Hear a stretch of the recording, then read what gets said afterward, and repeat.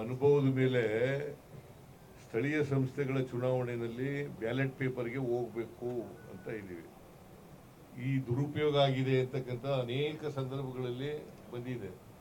ಅದರಿಂದ ನಾವು ballot paper ಆದರೆ ಇಂಥ ಗೊಂದಲಗಳಿಗೆ, ಇಂಥ ತಕರಾರುಗಳಿಗೆ ಆಸ್ಪದ ಇರೋದಿಲ್ಲ ಅಂತ ಹೇಳಿ ನಾವು ಮತ್ತೆ ಬ್ಯಾಲೆಟ್ ಪೇಪರ್ ಕಡೆ, ನಾಟ್ ಓನ್ಲಿ ಇನ್ ಕರ್ನಾಟಕ ಒಂದೇ ಅಲ್ಲ, ಬೇರೆ ದೇಶಗಳು ಕೂಡ ಮೊದಲು EVM ಬಂದು ಆಮೇಲೆ ಬ್ಯಾಲೆಟ್ ಪೇಪರ್ಗೆ ಹೋಗಿದ್ದಾರೆ. ಈಗ ನೀವು ಅಪ್ಪರ್ ಕೃಷ್ಣ ಬಿಡ್ಬಿಟ್ಟು ಬೇರೆ ಬೇರೆ ಏನೇನೋ ಕೇಳಿದ್ರೆ no we are not going. ಜಲಾಶಯ ಪೂರ್ಣವಾಗಿ ತುಂಬಿದೆ. ನಾನು ಕಳೆದ ವರ್ಷನೂ ಕೂಡ ಇಲ್ಲಿ ಬಂದಿದ್ದೆ. ನಾನು DK ಶಿವಕುಮಾರ್ ಅವರು, MB ಪಾಟೀಲ್ ಅವರು, ಶಿವಾನಂದ ಅವರು, ತಿಮ್ಮಾಪುರ ಅವರು ಮತ್ತು ಎಲ್ಲ ಶಾಸಕರು ನಾವೆಲ್ಲರೂ ಕೂಡ ಬಂದು ಭಾಗಿಯಾಗಿಸಿದ್ದು. ಈ ವರ್ಷನೂ ಕೂಡ ಭಾಗಿಯಾಗಿಸಿದ್ದೀವಿ. 100% ನೀರು ಈ ಜಲಾಶಯದಲ್ಲಿ ತುಂಬಿದೆ. ಇದಕ್ಕೆ ಕಾರಣ ರಾಜ್ಯದಲ್ಲಿ ಮತ್ತು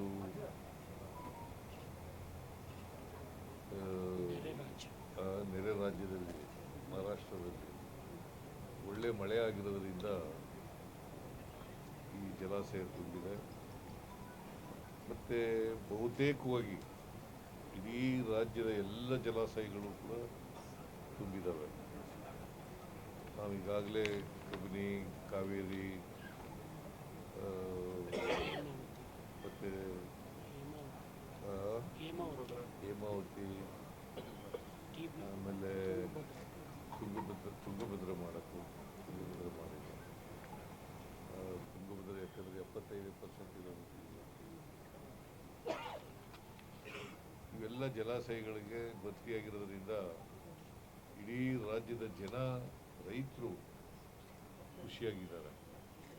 ಯಾಕಂದರೆ ಅವರ ಜಮೀನುಗಳಿಗೆ ನೀರು ಸಿಗ್ತದಲ್ಲ, ಅದರಿಂದ ರೈತರು ಎಲ್ಲ ಖುಷಿಯಾಗಿದ್ದಾರೆ, ಹರ್ಷ ವ್ಯಕ್ತ ಮಾಡಿದ್ದಾರೆ. ನಾವು ಕೂಡ, ಸರ್ಕಾರನೂ ಕೂಡ ರೈತರು ಖುಷಿಯಾಗಿದ್ದರೆ ನಾವೆಲ್ಲರೂ ಕೂಡ ಖುಷಿಯಾಗಿರ್ತೀವಿ ಅಂತಕ್ಕಂಥ ಕಾರಣದಿಂದ ನಾವು ಕೂಡ ಖುಷಿಯಾಗಿದ್ದೀವಿ. ನಮ್ಮ MLAಗಳು ಕೂಡ ಎಲ್ಲ ಖುಷಿಯಾಗಿದ್ದಾರೆ. ಸೊ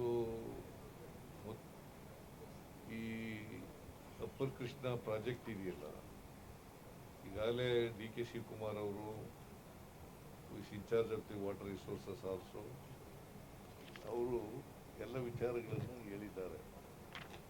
ನಾನು ಮತ್ತೆ ಅದನ್ನೆಲ್ಲ ಪುನರಾವರ್ತನೆ ಮಾಡೋಕ್ಕೆ ಹೋಗೋದಿಲ್ಲ. ಇಷ್ಟು ಮಾತ್ರ ಹೇಳ್ತೇನೆ, ನಮ್ಮ ರೈತರು, ನಾವೊಂದು ಸಾರಿ ಮೀಟಿಂಗ್ ಮಾಡಿದ್ದೆ, ರೈತರ ಹೋರಾಟಗಾರರ ಜೊತೆ ಎಲ್ಲ ಮೀಟಿಂಗ್ ಮಾಡಿದ್ದೆ. MLAಗಳು ಕೂಡ ಇದ್ದರು ಬೆಳಗಾಂನಲ್ಲಿ. ಅಲ್ಲಿ ಎಲ್ಲರೂ ಕೂಡ ಒಂದೇ ಸಾರಿ ಕನ್ಸೆಂಟ್ನಲ್ಲಿ ನಾವು ಕೊಡೋಕ್ಕೆ ಒಪ್ಕೊಂಡಿದ್ದೀವಿ.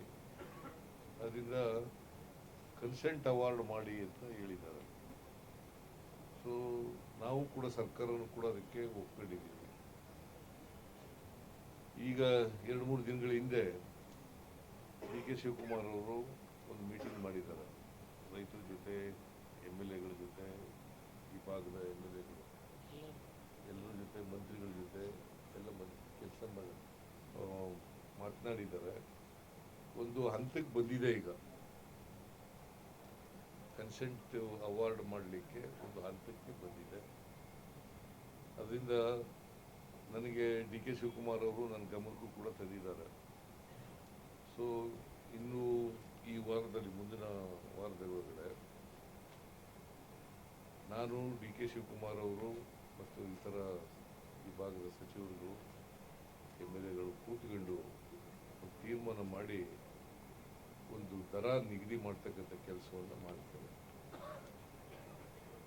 ಖುಷ್ಕಿ ಜಮೀನಿಗೆ ಎಷ್ಟು ಕೊಡಬೇಕು, ತರಿ ಜಮೀನಿಗೆ ಎಷ್ಟು ಕೊಡಬೇಕು, ಮತ್ತು ನಾಲಾ ಜಮೀನುಗಳಿಗೆ ಎಷ್ಟು ಕೊಡಬೇಕು ಅನ್ನೋದನ್ನು ತೀರ್ಮಾನ ಮಾಡ್ತೀವಿ. ಬಹುಶಃ ರೈತರು ಕೂಡ ಒಪ್ಕೊಳ್ತಾರೆ ಅಂತಕ್ಕಂಥದ್ದು ನನ್ನ ಭಾವನೆ. ಒಂದು ಮನವಿ ಏನಪ್ಪ ಅಂತಂದ್ರೆ ರೈತರಲ್ಲಿ ದಯಮಾಡಿ ಯಾರು ಕೂಡ ಕೋರ್ಟ್ಗೆ ಹೋಗಬಾರದು,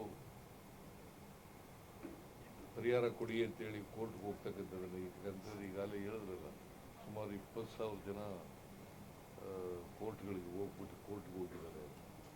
ಕೋರ್ಟ್ಗೆ ಹೋಗೋದ್ರಿಂದ ವಿಳಂಬ ಆಗ್ತದೆ, ಅಲ್ಲಿ ಎಲ್ಲ ಕೂಡ ಇತ್ಯರ್ಥ ಆಗೋದಿಲ್ಲ. ಇದು ಕನ್ಸೆಂಟ್ ಅವಾರ್ಡ್ ಆಗಿರೋದ್ರಿಂದ ಎಲ್ಲರೂ ಕೂಡ ಒಪ್ಕೋತೀವಿ, ಎಲ್ಲರೂ ಕೂಡ ಒಪ್ಪಂದದ ಮೇಲೆ ಆಗ್ತಕ್ಕಂಥದ್ದು. ರೈತರು ಮತ್ತು ಸರ್ಕಾರ ಎಲ್ಲರೂ ಕೂಡ ಒಪ್ಕೊಂಡು ಮಾಡ್ತಕ್ಕಂಥದ್ದು. ಅದರಿಂದ ಮುಂದಿನ ವಾರದೊಳಗಡೆ ಇದನ್ನು ಇತ್ಯರ್ಥ ಮಾಡ್ತಕ್ಕಂಥ ಕೆಲಸವನ್ನು ಮಾಡುತ್ತೇವೆ ಅಂತಕ್ಕಂಥದ್ದು. ಅದರಿಂದ ಏನಾಗಿದೆ, 3ನೇ ಹಂತ 519 ಮೀಟ್ರು 559.6, ಆಮೇಲೆ 524.25 ಇಷ್ಟು ಮೀಟ್ರಿಗೆ ಎತ್ತರಿಸಬೇಕಾಗುತ್ತೆ. ಇದು ಎತ್ತರಿಸೋದ್ರಿಂದ ನಮಗೆ 130 TMC ನೀರನ್ನು ಅಲಾಟ್ ಮಾಡಿದ್ದಾರೆ. ಅದನ್ನು ಉಪಯೋಗ ಮಾಡ್ಕೊಳ್ಳಿಕ್ಕೆ ಅನುಕೂಲ ಆಗ್ತದೆ. ಇಲ್ಲಿವರೆಗೆ ನಾವು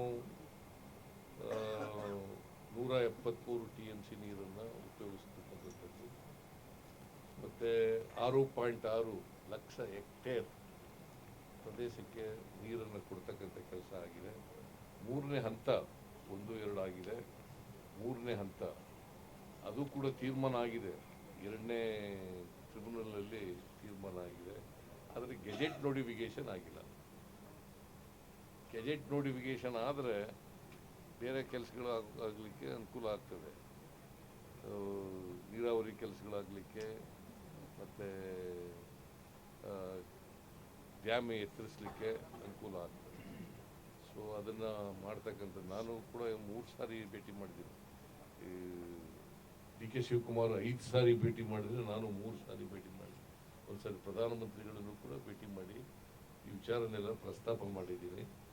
ಒಟ್ಟಾರೆಯಾಗಿ ನಮಗೆ ನೀರಾವರಿ ನಮ್ಮ ಆದ್ಯತಾ ವಲಯ, ರೈತರಿಗೆ ಅನುಕೂಲ ಆಗಬೇಕು, ರೈತರ ಜಮೀನುಗಳಿಗೆ ನೀರು ಸಿಗಬೇಕು, ರೈತರ ಉತ್ಪನ್ನಗಳು ಜಾಸ್ತಿ ಆಗಬೇಕು, ರೈತರ ಬದುಕು ಹಸನಾಗಬೇಕು ಅಂತಕ್ಕಂಥದ್ದು ನಮ್ಮ ಉದ್ದೇಶ. ಈ ದಿಕ್ಕಿನಲ್ಲಿ ನಾವೆಲ್ಲ ಪ್ರಯತ್ನ ಮಾಡ್ತಾ ಇದ್ದೀವಿ. ನಾನು ಬೇರೆ ವಿಚಾರಗಳಿದ್ದರೆ, ಏನಾದರೂ ಪ್ರಶ್ನೆಗಳಿದ್ದರೆ ಕೇಳಿ, ಆ ಪ್ರಶ್ನೆಗಳಿಗೆ ಉತ್ತರ ಕೊಡ್ತಕ್ಕಂಥ ಕೆಲಸವನ್ನು ಮೊದಲು DK ಶಿವಕುಮಾರ್ ಕೇಳಿ, ಆಮೇಲೆ ನನಗೆ ಕೇಳಿ.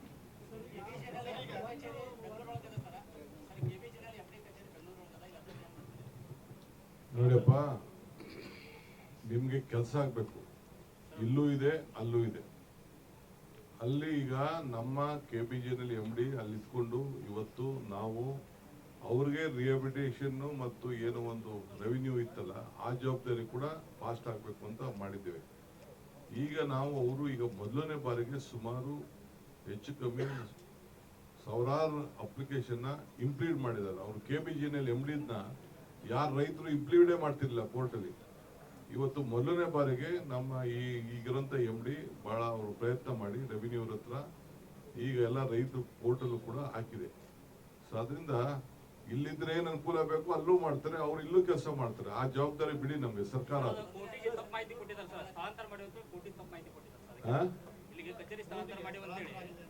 ಇಲ್ಲ ಇಲ್ಲೂ ಇದೆ, ನೋಡ್ತೀನಿ ಅದನ್ನ, ಇಲ್ಲೂ ಇದೆ.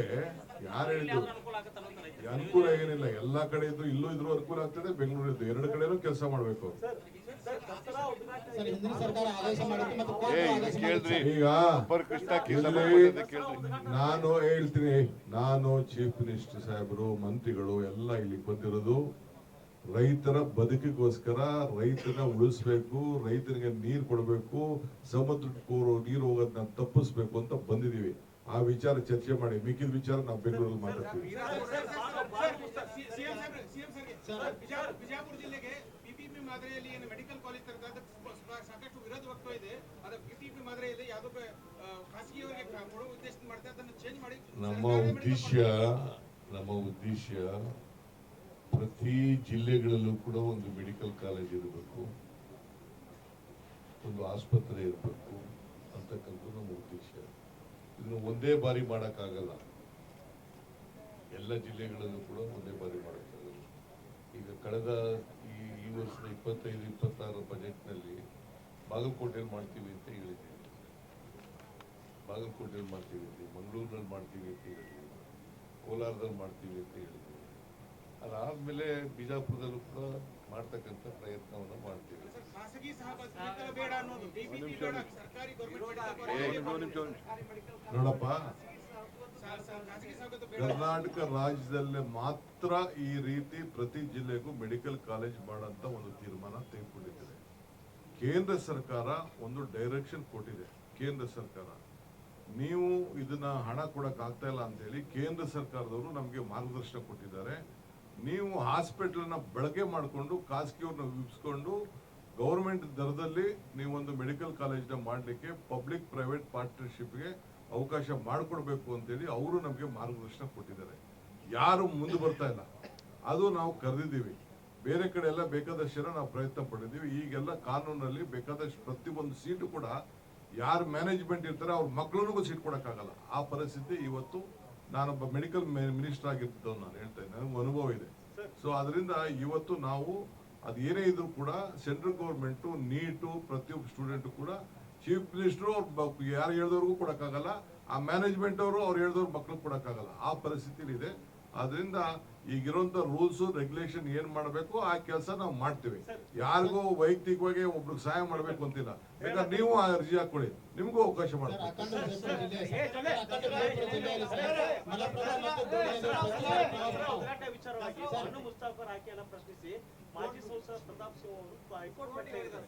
ಆಯ್ತು, ದೇವ್ರು ಒಳ್ಳೇದು ಮಾಡ್ಲಿ ಅವ್ರಿಗೆ.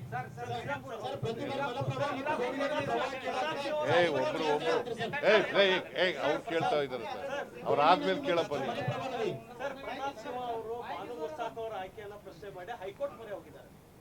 ಬಹಳ ಸಂತೋಷ, ಹೋಗ್ಲಿ, ಕೋರ್ಟ್ನಲ್ಲಿ ತೀರ್ಮಾನ ಆಗ್ತದೆ. ಹಿಂದೆ ನಿಸಾರ್ ಅಹಮದ್ ಮಾಡಿದಾಗ ಯಾಕೆ ಹೋಗ್ಲಿಲ್ಲ? ಇದೇ ಇವ್ರು ಇದ್ರಲ್ಲ, MP ಆಗಿದ್ರಲ್ಲ, ನಿಸಾರ್ ಅಹಮದ್ ಇದ್ದಾಗ ಉದ್ಘಾಟನೆ ಮಾಡಿದ್ರಲ್ಲ, ಯಾಕೆ ಹೋಗ್ಲಿಲ್ಲ? ಆಮೇಲೆ ಹೈದರಾಲಿ ಟಿಪ್ಪು ಮಾಡಿದ್ರಲ್ಲ, ದಸರಾ ಮಾಡಿದ್ರಲ್ಲ, ಆಗ್ಯಾಕೆ ಪ್ರಶ್ನೆ ಮಾಡಲಿಲ್ಲ?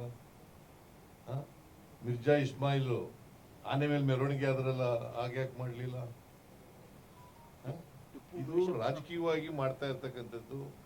ನಾವು ಕೂಡ ರಾಜಕೀಯವಾಗಿ ವಿಲ್ ಫೈಟ್ ಇಟ್ ಔಟ್. ಅದು ಮತ್ತೆ ಲೀಗಲಿ ಕೂಡ ಕೋರ್ಟ್ನಲ್ಲಿ ಫೈಟ್ ಮಾಡ್ತೀವಿ. ಕನ್ನಡಾಂಬೆಯ ಬಗ್ಗೆ, ಕನ್ನಡ ಧ್ವಜದ ಬಗ್ಗೆ ಅವಮಾನಕಾರಿ ಮಾತನಾಡಿದ್ದಾರೆ ಅಂತ ಹೇಳ್ತಾರೆ. ಯಾರು? ಎಲ್ಲಿ? ನಿಮ್ಮ ಹತ್ರ ನಿಮ್ಗೆ ಎವಿಡೆನ್ಸ್ ಇದೆಯಾ? ನಿಮ್ಮ ಹತ್ರ ಎವಿಡೆನ್ಸ್ ಇದೆಯಾ? ನೋಡ್ರಿ, ಅವರು ಕನ್ನಡ ರೈಟರು, ಕನ್ನಡದಲ್ಲಿ ಬರೆದಿರ್ತಕ್ಕಂಥದ್ದು, ಗೊತ್ತಾಯ್ತಾ? ಅವ್ರ ಪುಸ್ತಕಕ್ಕೆ ಬೂಕರ್ ಅವಾರ್ಡ್ ಬಂದಿರೋದು ಯಾರಿಗೆ? ಬೂಕರ್ ಅನುವಾದಕ್ಕಲ್ರಿ, ಅವ್ರು ಅನುವಾದ ಮಾಡಿದ್ದಾರೆ. ಕೇಳಪ್ಪ, ಇಲ್ಲಿ ಅನುವಾದ ಮಾಡಿದ್ದಾರೆ. ಯಾವ ಪುಸ್ತಕಕ್ಕೆ ಬಂದಿರೋದು? ಯಾರ ಪುಸ್ತಕಕ್ಕೆ ಬಂದಿರೋದ್ರೆ ಭಾನು ಮುಸ್ತಾಕ್ ಅವರು ಬರೆದಿರ್ತಕ್ಕಂಥ ಎದೆ ಹಣತೆ, ಆ ಪುಸ್ತಕ ಬಂದಿರೋದು. ಹೃದಯ ಹಣತೆ, ಎರಡು ಒಂದೇ. ಎದೆ ಅಂದ್ರೆ ಒಂದೇ, ಹೃದಯ ಅಂದ್ರೆ ಒಂದೇ. ಹೃದಯ ಹಣತೆ ಆ ಪುಸ್ತಕ ಬಂದಿರೋದು. ಯಾರು ಬರೆದಿರೋದು ಆ ಪುಸ್ತಕನ? ಭಾನು ಮುಸ್ತಾಕ್ ಅಲ್ಲ, ಇಂಗ್ಲಿಷ್ಗೆ ಅನುವಾದ ಮಾಡಿರೋದು ಬೇರೆ. ಭಾನು ಮುಸ್ತಾಕ್ ಬರೆದಿರ್ತಕ್ಕಂಥ ಪುಸ್ತಕಕ್ಕೆ ಅವ್ರಿಗೆ ಅದಕ್ಕೆ ರಾಜ್ಯ ಸರ್ಕಾರ ಇಬ್ಬರನ್ನೂ ಕರೆದು ಇಂಗ್ಲಿಷ್, ಕನ್ನಡದಿಂದ ಇಂಗ್ಲಿಷ್ಗೆ ತರ್ಜುಮೆ ಮಾಡಿರೋರಿಗೆ ಮತ್ತೆ ಭಾನು ಮುಸ್ತಾಕಿಗೆ ಇಬ್ಬರಿಗೂ ಕರೆದು ಸನ್ಮಾನ ಮಾಡಿದ್ದೇವೆ. ಅದಕ್ಕಿಂತ ಹೆಚ್ಚಾಗಿ ಭಾನು ಮುಸ್ತಾಕ್ ಅವರು ಒಬ್ರು ಸಾಹಿತಿ, ಕನ್ನಡ ಸಾಹಿತಿ.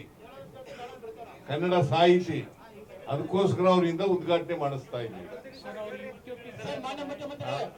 ಒಂದು ವಿನಂತಿ ಸರ್, ಬಾಗಲಕೋಟೆ ಜಿಲ್ಲೆಯಲ್ಲಿ ಮಲಪ್ರಭಾ ನದಿ ಮತ್ತು ವಿಜಯಪುರ ಜಿಲ್ಲೆಯಲ್ಲಿ ಡೋಣಿ ನದಿ ಪ್ರತಿ ಬಾರಿ ಪ್ರವಾಹಕ್ಕೀಡಾಗಿ ರೈತರ ಜಮೀನು ಬಹಳ ಹಾಳಾಗ್ತಾವ. ಈ ಕುರಿತು ಶಾಶ್ವತ ಪರಿಹಾರ ಕೈಗೊಳ್ತೀರಿ ಸರ್? ಇಲ್ಲ, ಈಗ ನಮ್ಗೆ ಒಟ್ಟಾರೆಯಾಗಿ ರೈತರಿಗೆ ತೊಂದರೆ ಆಗಬಾರದು, ರೈತರಿಗೆ ಸಹಾಯ ಮಾಡ್ತಕ್ಕಂಥ ಕೆಲಸವನ್ನ ನಾವು ಮಾಡ್ತೀವಿ, ನಮ್ಮ ಸರ್ಕಾರ ಮಾಡೇ ಮಾಡ್ತದೆ ಅಂತಕ್ಕಂಥ ಮಾತುಗಳನ್ನ ಇವತ್ತು ಈ ಸಂದರ್ಭದಲ್ಲಿ ಹೇಳಲಿಕ್ಕೆ ಬಯಸ್ತಾ ಇದ್ದೇನೆ. ಮಾನ್ಯ ಮುಖ್ಯಮಂತ್ರಿಗಳಿಗೆ ಹಾಗೂ ಉಪಮುಖ್ಯಮಂತ್ರಿಗಳಿಗೆ ಧನ್ಯವಾದಗಳು. ಈಗ ನಾನೊಂದು ಪ್ರಶ್ನೆ ಕೇಳ್ತಾ ಇದ್ದೀನಿ. 15 ವರ್ಷಗಳಿಂದ ಗೆಜೆಟ್ ನೋಟಿಫಿಕೇಶನ್ ಆಗಬೇಕು ಅಂತ ಹೇಳ್ತಾ ಇದ್ದೀರಿ. ಆದ್ರೆ ಗೆಜೆಟ್ ನೋಟಿಫಿಕೇಶನ್ ಆಗಲಿಕ್ಕೆ ಸುಪ್ರೀಂ ಕೋರ್ಟ್ನಲ್ಲಿ ಕರ್ನಾಟಕ ಪರವಾಗಿ ಎಷ್ಟರ ಮಟ್ಟಿಗೆ ವಾದ ಮಾಡಿದ್ರು ಅಂತ ನಾವು ವಾದ, ಈಗ ನಮ್ಮ ಕೇಸಿನ ವಾದ ಮಾಡೋದು ನಮಗೆ ಗೊತ್ತಿಲ್ವಾ ಸರ್? 15 ವರ್ಷ ಆಯ್ತು. ಕೇಳಪ್ಪ ಇಲ್ಲಿ, ಒಂದ್ ನಿಮಿಷ ಹೇಳ್ರಿ ಇಲ್ಲಿ, ನೀವು ಪ್ರಶ್ನೆ ಕೇಳಿದ್ರೆ ಕೇಳ್ರಿ. ಓಕೆ ಹೇಳಿ ಸರ್. ಈಗ 2010ರಲ್ಲಿ ಆಗಿರೋದು ಸರಿ, ಅವಾರ್ಡು ಕೋರ್ಟ್ಗೆ ಹಾಕಿರೋರು ಯಾರು? ಆಂಧ್ರ ಮಾಡ್ಬೇಕು, ಗೆಜೆಟ್ ನೋಟಿಫಿಕೇಶನ್ ಮಾಡ್ಬೇಕಾಗಿರೋರು ಯಾರು? ಸುಪ್ರೀಂ ಕೋರ್ಟ್ ಸ್ಟೇ ಮಾಡಿದ್ರು ಸರ್. ಅಲ್ಲ ಸ್ಟೇ ಮಾಡಿದ್ರಿ. It is not stayed. ಇಲ್ಲ ಇದ್ರೆ ನೀವು ಕೇಂದ್ರ ಸರ್ಕಾರಕ್ಕೆ ಒತ್ತಾಯ ಮಾಡಿ ಕೇಂದ್ರ ಸರ್ಕಾರಕ್ಕೆ ಅನೇಕ ಸಾರಿ ಒತ್ತಾಯ ಮಾಡಿದ್ದೇವೆ, ಒತ್ತಡ ಹಾಕಿದ್ದೇವೆ. ಸರ್, ನಾನು ಹೇಳ್ತಾ ಇರೋದು ಯಾವುದೇ ಸರ್ಕಾರದ ಬಗ್ಗೆನೂ ಕೂಡ 15 ವರ್ಷ ತನಕ ಯಾವುದೇ ಒಂದು ಟ್ರಿಬ್ಯುನಲ್ದು ಲೇಟ್ ಆಗಬಾರ್ದು. ಹಾಗಿಂದ ಗೆಜೆಟ್ ಲೇಟ್ ನೋಟಿಫಿಕೇಶನ್ ಆಗಬಾರ್ದು ಅನ್ನೋದು ನಮ್ದುವೆ. ನಮ್ದು ಲೇಟ್ ಆಗಬಾರದು. ಗೆಜೆಟ್ ನೋಟಿಫಿಕೇಶನ್ ಕೇಂದ್ರ ಸರ್ಕಾರ ಒಂದು ವೇಳೆ ಸ್ಟೇ ಇದ್ರೆ, ಸ್ಟೇ ಇದೆಯಾ? ನನಗೆ ಗೊತ್ತಿರೋ ಮಟ್ಟಿಗೆ ಸ್ಟೇ ಇಲ್ಲ. ಡಿಸ್ಪ್ಯೂಟ್ ಇದೆ, ಸ್ಟೇ ಇಲ್ಲ. ನೋಟಿಫಿಕೇಶನ್ ಮಾಡ್ಬೇಕಷ್ಟೇ. ನೋಟಿಫಿಕೇಶನ್ ಕೇಂದ್ರ ಸರ್ಕಾರ ಮಾಡಬೇಕು, ಒತ್ತಡ ಹಾಕಿದೀವಿ. ಅವ್ರು ಇನ್ನೂ ಮಾಡಿಲ್ಲ. ಮಾಡಿದ ತಕ್ಷಣನೇ ಬೇರೆ ಕೆಲಸಗಳನ್ನೆಲ್ಲ ಪ್ರಾರಂಭ ಮಾಡ್ತೀವಿ. ಇವಿಎಂ ಬಗ್ಗೆ ಸಚಿವ ಎಚ್.ಕೆ. ಪಾಟೀಲ್ ಅವರು ತಿರುಚಲಾಗಿದೆ. ಏನ ಇವಿಎಂ ಮಷಿನ್ಸ್ ವೋಟಿಂಗ್ ಅಲ್ಲಿ ತಿರುಚಲಾಗಿದೆ ಕೇಂದ್ರ ಸರ್ಕಾರ. ನಮ್ಮ ಅನುಭವದ ಮೇಲೆ ಸ್ಥಳೀಯ ಸಂಸ್ಥೆಗಳ ಚುನಾವಣೆಯಲ್ಲಿ ಬ್ಯಾಲೆಟ್ ಪೇಪರ್ಗೆ ಹೋಗ್ಬೇಕು ಅಂತ ಇದ್ದೀವಿ. ಈ ದುರುಪಯೋಗ ಆಗಿದೆ ಅಂತಕ್ಕಂಥ ಅನೇಕ ಸಂದರ್ಭಗಳಲ್ಲಿ ಬಂದಿದೆ. ಅದರಿಂದ ನಾವು ಬ್ಯಾಲೆಟ್ ಪೇಪರ್ ಆದರೆ ಇಂಥ ಗೊಂದಲಗಳಿಗೆ, ಇಂಥ ತಕರಾರುಗಳಿಗೆ ಆಸ್ಪದ ಇರೋದಿಲ್ಲ ಅಂತ ಹೇಳಿ ನಾವು ಮತ್ತೆ ಬ್ಯಾಲೆಟ್ ಪೇಪರ್ ಕಡೆ, ನಾಟ್ ಓನ್ಲಿ ಇನ್ ಕರ್ನಾಟಕ ಒಂದೇ ಅಲ್ಲ, ಬೇರೆ ದೇಶಗಳು ಕೂಡ ಮೊದಲು EVM ಬಂದು ಆಮೇಲೆ ಬ್ಯಾಲೆಟ್ ಪೇಪರ್ಗೆ ಹೋಗಿದ್ದಾರೆ. ಈಗ ನೀವು ಅಪ್ಪರ್ ಕೃಷ್ಣ ಬಿಡ್ಬಿಟ್ಟು ಬೇರೆ ಬೇರೆ ಏನೇನೋ ಕೇಳಿದ್ರೆ, no we are not going to. Please, thank you very much. ನೀವು ಅಪ್ಪರ್ ಕೃಷ್ಣ ಬಗ್ಗೆ ಕೇಳೋದಿಲ್ಲ.